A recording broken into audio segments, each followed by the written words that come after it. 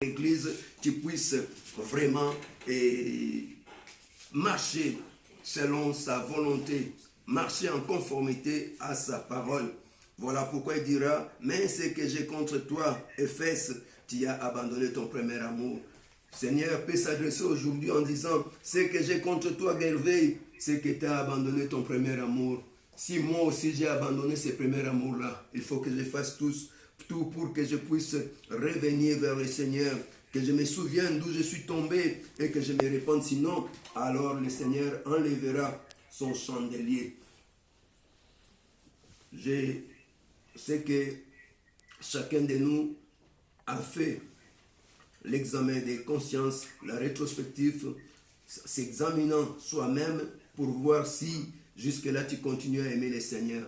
Moi j'ai remarqué que beaucoup de femmes dans leur maison, ils sont là, elles sont dans leur foyer, dans leur mariage, mais en réalité elles n'aiment plus leur mari. Beaucoup de femmes sont comme ça. Tu lui demandes, elle te dira, et moi, bon, si je suis dans ces mariages, c'est simplement pour les enfants. Si ce n'était pas les enfants, j'allais déjà sortir, j'allais déjà rentrer dans la maison de mes parents. Donc pour elle, elle n'a plus d'amour pour les maris. Or, le Seigneur Jésus-Christ veut que nous puissions l'aimer. La Bible dit, tu aimeras l'Éternel ton Dieu de tout ton cœur, de toute ton âme, de toute ta pensée, de toutes tes forces.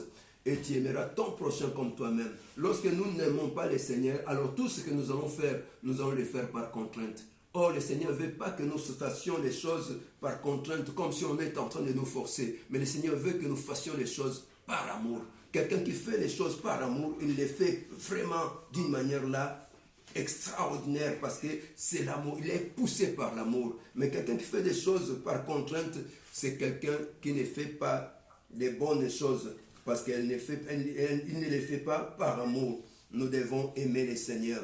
Et à la deuxième église, qui est l'église de Smyrne, le Seigneur ne lui a rien reproché. Mais le Seigneur lui a simplement dit qu'il va passer dans un moment de souffrance. Or, nous savons que Smyrne a passé des moments de persécution. C'était le moment où l'église a été persécutée, le moment où l'on arrêtait les chrétiens et on les décapitait, on les jetait dans des stades où il y avait des lions, on les mettait au-dessus des bois et on mettait les feux, on les brûlait vifs. Mais malgré cela, les chrétiens ont continué à persévérer dans leur foi. Nous allons lire le verset 10 de l'Apocalypse chapitre 2. Et là, pour savoir ce que le Seigneur a adressé à Smyrne, au verset 10, le Seigneur dit, ne crains pas ce que tu vas souffrir. Voici le diable jettera quelques-uns de vous en prison, afin que vous soyez éprouvés et vous aurez une tribulation de 10 jours. Sois fidèle jusqu'à la mort et je te donnerai la couronne de vie. Smyrne devait recevoir la couronne de vie parce qu'il était prêt à donner sa vie pour le Seigneur. Aujourd'hui encore, il y a beaucoup des enfants de Dieu qui ont trahi le Seigneur simplement à cause de la joie de ce monde, à cause de choses éphémères. Ils ont trahi le Seigneur, ils ont nié leur appartenance au Seigneur Jésus-Christ. Ils ne croient plus que le Seigneur a le pouvoir de les sauver. Et à cause du souci des siècles présents, à cause des choses éphémères, beaucoup des enfants de Dieu aujourd'hui, ils ont trahi le Seigneur. Mais l'église de Smyrne n'a pas trahi le Seigneur. Le Seigneur a permis qu'il y ait la persécution à l'église de Smyrne parce que l'amour qui avait disparu à l'église d'Éphèse devrait à tout prix revenir. Mais pour que cet amour revienne, il fallait que l'église passe par la souffrance. C'est par la souffrance que l'église a manifesté son amour. Les chrétiens mouraient, mais ils ne niaient jamais leur Seigneur. Ils acceptaient de mourir pour le Seigneur Jésus-Christ. C'était un temps difficile. Nous savons que cela a commencé avec Néron et beaucoup d'empereurs sont passés. Ils ont persécuté l'église jusqu'à l'empereur Constantin le Grand qui s'est fait chrétien, soi-disant, malgré qu'il ne s'est pas converti, mais comme il voulait y avoir l'autorité sur l'Église, il s'est fait chrétien et c'est à partir de ces moments-là que la persécution a pris fin. Et qu'est-ce que tu es en train d'endurer? Moi, je ne sais pas. Parce que beaucoup de personnes aujourd'hui aussi sont en train d'endurer la persécution, sont en train d'endurer la souffrance. Il y a une femme, par exemple, qui était païenne. Lorsqu'elle s'est convertie et qu'elle accepte Jésus comme Seigneur et Sauveur, la persécution peut-être peut commencer avec son propre mari. Le mari ne veut pas que tu ailles à l'église. Le mari ne veut pas que tu pries. Le mari ne veut pas que tu gênes. Le mari ne veut pas que tu fasses quelque chose pour le Seigneur. C'est aussi une forme de persécution. Mais persévère. Le Seigneur dit que je te donnerai la couronne de vie. Sois fidèle jusqu'à la mort. Smyrne était fidèle jusqu'à la mort. C'est vrai, c'était une période difficile, une période amère, mais malgré cela, l'église de Smyrne, les chrétiens de Smyrne ont persévéré. Et le Seigneur leur promet qu'il va leur donner la couronne de vie. Toi et moi, le Seigneur nous appelle aussi à persévérer. Peut-être que tu es un enfant dans la maison de ton père, dans la maison de ton père, dans la maison de ta mère. Depuis que tu as accepté Jésus-Christ comme Seigneur et Sauveur, tu es persécuté. Ta propre famille ne veut pas que tu ailles à l'église. Ta propre famille ne veut pas que tu pries. Ta propre famille ne veut pas que tu jeûnes. Ta propre famille ne veut pas que tu fasses quelque chose pour ton Seigneur. Mais toi, persévère, persévère. Malgré la tribulation, malgré les difficultés, continue, tu auras la couronne de vie. Le Seigneur t'en a promis. Et nous passons au troisième église qui est l'église de Pergame. Et qu'est-ce qui s'est passé avec Pergame? Le Seigneur dira à Pergame dans le verset 14, toujours dans le chapitre 2, au verset 14, le Seigneur dit, et parce que nous n'avons pas le temps de lire tous les versets, nous ne faisons qu'une petite, un petit résumé de chacune des églises pour que nous puissions comprendre quand nous parlons que celui qui a des oreilles entende ce que l'Esprit dit aux églises. Parce que c'est l'Esprit de Dieu qui est en train de parler aux églises. J'ai bien dit que chacune des églises peut te représenter toi. Chacun de nous peut se sentir que non. La situation de cette église, c'est ce que je suis en train de vivre en ce moment. Je dis, la première église d'Éphèse avait abandonné son premier amour. Je ne sais pas toi. Est-ce que tu as toujours ce premier amour-là que tu avais pour le Seigneur quand tu l'avais accepté comme Seigneur et Sauveur, ou tu as déjà abandonné ton premier amour? La deuxième église, nous voyons, c'est Smyrne. Nous voyons que Smyrne a souffert. Il a passé un moment difficile, un moment de persécution. Peut-être toi aussi tu es persécuté à cause de ta foi. Est-ce que tu persévères ou tu as déjà trahi ton Seigneur parce que tu en as marre de cette souffrance et tu te dis, ah, je me laisse gagner parce que je ne peux plus continuer, sinon ma vie est devenue un enfer. Continue, le Seigneur t'a promis la couronne de vie si tu persévères jusqu'à la fin. La Bible dit, celui qui persévérera jusqu'à la fin sera sauvé. Amen. Alors nous allons continuer avec l'église de Pergame. Et l'église de Pergame, dans le verset 14, nous lisons, mais j'ai quelque chose contre toi. C'est que tu as là des gens attachés à la doctrine de Balaam qui enseignaient à Balak à mettre une pierre d'achoppement devant les fils d'Israël pour qu'ils mangeassent des viandes sacrifiées aux idoles et qu'ils se livrassent à l'impudicité. De même, toi aussi, tu as des gens attachés pareillement à la doctrine des Nicolaïtes. Nous savons, quand on parle de doctrine de Balaam, cela veut simplement dire que ces gens-là qui sont attachés à l'argent, c'est-à-dire des serviteurs qui servent le Seigneur pour leur ventre. Nous savons que Balaam était un prophète, un païen, et Balak lui a promis de l'argent, lui a promis de l'or s'il maudissait Israël.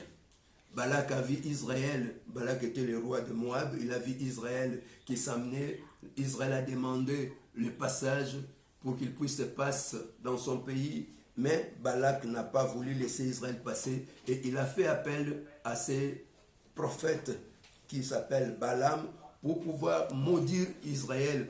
Il a dit, allez m'appeler Balaam pour qu'il vienne me maudire cette nation. Mais Balaam a été averti par Dieu. Dieu lui a dit, tu ne peux pas maudire celui que j'ai béni. Ne va pas. Alors Balaam, malgré l'avertissement du Seigneur, Balaam a reçu les gens que le roi Balak a envoyés dans sa maison et il les a fait dormir dans sa maison. Il les a dit, bon, je vais demander à Dieu cette nuit ce qu'il me dira et le matin, je vous dirai ce que nous ferons. Et cette nuit-là, le Seigneur est venu lui demander qui sont ces gens-là. Et Balaam a répondu, ce sont les gens que Balak a envoyés pour qu'ils viennent me prendre, pour que j'aille maudire Israël. Et le Seigneur lui a dit, ne va pas, tu ne peux pas maudire celui que j'ai béni. Mais malgré cela, Dieu a vu que Balaam avait cette envie-là d'aller. Parce que Balak lui a dit, lui a fait dire la seconde fois, tu ne sais pas ce que tu es en train de rater. J'ai vraiment préparé des bonnes choses pour toi. Si tu viens me maudire cette nation, je te les donnerai. Je te donnerai de l'or, je te donnerai de l'argent, tu seras riche. Alors Balaam, comme voulait cette richesse, il a une fois de plus demandé à Dieu. Dieu lui a dit, va, mais tu me diras que c'est que je te demanderai de dire. Donc nous savons tous qu'il y a toujours des sortes de volontés. Il y a la volonté parfaite de Dieu et il y a la volonté permissive. Quand Dieu remarque que nous ne voulons pas obéir à sa volonté parfaite, Dieu va permettre. C'est ce que nous appelons la volonté permissive. Beaucoup de gens ont fait des faux choix, par exemple dans les mariages, parce qu'ils n'ont pas voulu obéir à la volonté parfaite de Dieu. Et il avait peut-être l'intention de se marier avec une femme, et Dieu vient lui dire que non, cette femme-là, ce n'est pas ta femme. Mais lui, comme il a simplement envie de cette femme-là, il voulait simplement cette femme-là, il l'aimait tant cette femme-là, il ne veut pas obéir à Dieu, il va continuer à dire non, tu vois Dieu. Alors Dieu, quand il voit que tu es en train d'insister, Dieu va permettre que tu te maries à la femme. Mais ce que tu vas vivre en ce moment-là, ce ne sera plus le problème de Dieu. C'est toi-même qui vas endurer tout ce que tu vas endurer dans ces mariages-là. Beaucoup de femmes aussi comme ça. Ils ont fait des choix qui n'étaient pas des choix de Dieu. Dieu leur avait peut-être dit que non, cet homme-là, ce n'est pas ton homme. Mais la femme a insisté, alors Dieu permet. Voilà pourquoi nous disons la volonté permissive. Parce que la volonté de Dieu pour Balaam était que Balaam n'aille pas maudire Israël, n'aille pas chez Balak. Mais comme Balaam a insisté, Dieu a quand même permis. Et nous savons ce qui s'est passé en cours de route. Dieu a envoyé son ange avec une épée flamboyante pour pouvoir tuer Balaam. Mais le cheval l'a sauvé. Nous ne sommes pas là. Ce que nous voulons tirer dans cette leçon, c'est simplement que nous ne pouvons pas être comme Balaam qui a servi, qui servait à cause de son ventre. Il servait pour un intérêt sordide. Nous aussi, aujourd'hui, nous voyons que beaucoup des hommes de Dieu, nous servons Dieu à cause de l'argent. Au lieu de servir Dieu par amour, parce que nous savons que lui-même, il a dit, l'ouvrier mérite son salaire. C'est Dieu qui paye ses serviteurs. Nous-mêmes, nous ne pouvons pas nous procurer un intérêt là sordide, nous procurer de l'argent d'une manière là qui n'est pas bonne. Nous les remarquons aujourd'hui, il y a beaucoup d'offrandes que les hommes de Dieu ont fabriquées dans les églises tout simplement parce qu'ils ont besoin d'argent. J'ai même rencontré une fois, je suis entré dans une église et les pasteurs qui demandaient l'offrande de sa présence. Comme il était là à l'église, donc l'église devait lui donner l'offrande de présence. J'étais étonné. Oh, il y a aussi l'offrande de présence. Donc tout ça, c'est ça la doctrine de Balaam. C'est-à-dire des hommes de Dieu ou des enfants de Dieu qui ne servent pas Dieu par amour, mais servent Dieu par intérêt. Parce qu'ils ont besoin d'argent, ils ont besoin des choses matérielles, ils viennent à Dieu, Seigneur donne-moi, Seigneur donne-moi. Mais en réalité, ils n'ont pas l'amour pour le Seigneur. Ils n'ont pas accepté Jésus-Christ comme leur Seigneur et Sauveur personnel, véritablement, comme le Seigneur nous les demande. Alors nous allons passer à la quatrième église qui est l'église, à la quatrième église qui est l'église de Thyatire. Et l'église de Thyatire, là, le Seigneur, qu'est-ce qu'il lui dit? Et à Thyatire, le Seigneur, dans le verset 20, dira, mais ce que j'ai contre toi, c'est que tu laisses la femme Jézabel, qui se dit prophétesse, enseigner et séduire mes serviteurs, pour qu'ils se livrent à l'impudicité et qu'ils mangent des viandes sacrifiées aux idoles. Ah! Thyatire laisse la femme Jézabel.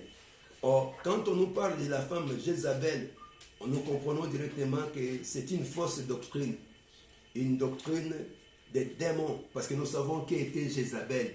Jézabel était la femme d'Akab. Akab était le roi d'Israël, mais Jézabel était une païenne. Akab s'est marié avec une païenne, alors que Dieu les avait interdits de ne pas se marier avec des païennes. Mais Akab s'est marié avec une païenne et Jézabel a amené ses dieux en Israël. Il avait au moins 450 prophètes que nous appelons les prophètes de Balaam. Et elle les a amenés avec elle en Israël. Et ce sont ces gens-là qui ont dominé sur Israël. Nous savons que le roi Akab en réalité n'était pas vraiment un mauvais roi. Mais c'était quelqu'un qui s'est laissé dominer par sa femme. C'est sa femme qui dirigeait Israël à ce moment-là, au lieu d'être lui le roi. Nous savons ce qui s'est passé par exemple avec le vigne de Naboth. Naboth avait une vigne, c'est-à-dire qu'il avait un champ, et le roi Akab s'est intéressé à ces champs-là. Il est venu vers Naboth pour que Naboth puisse lui vendre les champs. Mais Naboth lui a dit, et je ne les ferai jamais. Que Dieu me garde de vendre le terrain que m'a légué mes ancêtres à toi. Je ne le ferai jamais. Alors, Akab est rentré dans sa maison triste et sa femme Jézabel l'a vu, lui a demandé, oh, mais tu es triste pourquoi toi un roi? Et Akab a dit, non, j'ai demandé à Naboth de me vendre son champ, mais il n'a pas voulu. Oh, Jézabel s'est étonnée, mais finalement, qui est roi? C'est toi ou Naboth? Reste tranquille, moi je te donnerai le champ de Naboth. Et nous savons ce qui s'est passé. Et Jézabel a utilisé de quelques anciens en leur disant que non, allez témoigner contre Naboth, dites qu'il a blasphémé contre Dieu et contre les rois. Et c'est ainsi qu'on a lapidé Naboth. Et Jézabel a dit à Akab, va prendre les champs de Naboth parce que Naboth est mort. Or, cela n'a pas plu à Dieu. Voilà pourquoi Dieu a promis à Akab qu'il mourra et que sa femme, que toutes les personnes de la famille d'Akab qui mourra, les chiens vont lâcher son sang et vont manger leur chair. Et c'est ce qui est arrivé. Donc, par là, nous comprenons simplement que nous ne pouvons pas nous laisser conduire par la doctrine de Jézabel. Jézabel, nous savons, aujourd'hui, nous voyons beaucoup de Jézabel dans des églises. Dieu a dit, je ne permets pas à la femme de prendre de l'autorité sur l'homme. Je ne permets pas à la femme de diriger une assemblée. Mais aujourd'hui, beaucoup d'assemblées sont dirigées par des femmes. Ce sont toutes des Jézabel. Dieu ne veut pas que nous puissions aller à l'encontre de sa parole. Nous devons obéir à la parole de Dieu. Si l'apôtre Paul a dit que je ne permets pas à la femme, ce n'était pas l'apôtre Paul, c'était l'Esprit de Dieu. Voilà pourquoi notre thème est que celui qui a des oreilles entende ce que l'Esprit dit aux églises. Ce n'était pas l'apôtre Paul, c'était l'Esprit de Dieu en apôtre Paul. Voilà pourquoi l'apôtre Paul dira, vous ne savez-vous pas que vous êtes le temple de Dieu et que l'Esprit de Dieu habite en vous? Si nous sommes vraiment les temples de Dieu et que l'Esprit de Dieu habite en nous, le Saint-Esprit et la parole de Dieu s'accordent. Il n'y a pas d'interférence, il n'y a pas de désaccord entre la parole de Dieu et le Saint-Esprit. Parce que la parole de Dieu en réalité, c'est le Saint-Esprit. Parce que le Saint-Esprit, c'est la parole de Dieu. Le Saint-Esprit, c'est notre Seigneur Jésus-Christ. C'est Jésus qui nous a promis qu'il ne nous laissera pas orphelins, mais qu'il nous enverra le consolateur qui est le Saint-Esprit. Or, lorsqu'il est venu en nous, c'est lui, Jésus-Christ, qui s'est fait esprit et qui habite en nous maintenant. Alors si la parole de Dieu qui est le Seigneur Jésus-Christ a de désaccords avec le Saint-Esprit, alors là, ce n'est plus la parole de Dieu. Nous devons obéir à la parole de Dieu. Nous devons être des Béréens, comme le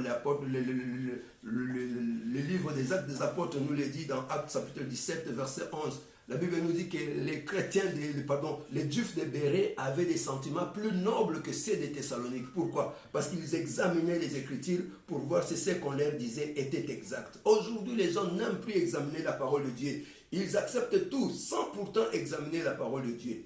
Donc, c'est très important. Nous ne pouvons pas nous laisser emporter par des doctrines de Jézabel, parce que Jézabel, ce sont des faux enseignements. Et nous savons que Jézabel, c'était une femme démoniaque, une femme, c'est elle qui les premiers la première, pardon, a commencé à s'effarder. Et aujourd'hui, nous remarquons aussi, les femmes, la prédicatrice, aiment s'effarder. Tu remarqueras quelqu'un qui est à l'église, qui est en train de diriger une église, mais bien fardé là, avec des rouges à lèvres, avec, je ne sais pas moi, avec je ne sais pas si des perruques, si des cabellos rouges, verts, jaunes, comme une sirène. Donc, ce sont des choses que le Seigneur n'aime pas. Nous devons être naturels, surtout nos femmes. Le Seigneur veut que vous soyez naturels, c'est ça la parole de Dieu. Parce qu'une femme naturelle, c'est une femme qui plaît à Dieu. Parce que quand on ajoute, quand on met des rajouts, automatiquement on corrige Dieu. C'est comme si on disait que Dieu, il fallait que tu me fasses comme ça, il fallait que tu me crées comme ça, avec des cheveux comme ça, qui descendent jusqu'à là, au dos. Mais toi, tu m'as fait avec des cheveux crépus. Non, moi, je n'aime pas ça. Alors voilà pourquoi je vais te corriger. Avec des ongles là, qu'on est en train de rajouter là, le Seigneur est contre toutes ces choses-là. Voilà pourquoi la parole de Dieu nous dit que celui qui a des oreilles entende ce que l'Esprit dit aux églises. Si aujourd'hui cette pandémie est en train de frapper le monde, c'est à cause de toutes ces choses-là. Le Seigneur est en colère. Le Seigneur n'est pas content de tout ce qui se passe dans le monde. Aujourd'hui, nous voyons des choses qui se passent dans le monde. Cela déplaît au Seigneur. Voilà pourquoi le Seigneur a permis que cette pandémie puisse toucher toute l'humanité, peut-être pour nous ramener vers lui, pour nous ramener à la parole de Dieu. C'est très important. Et nous allons passer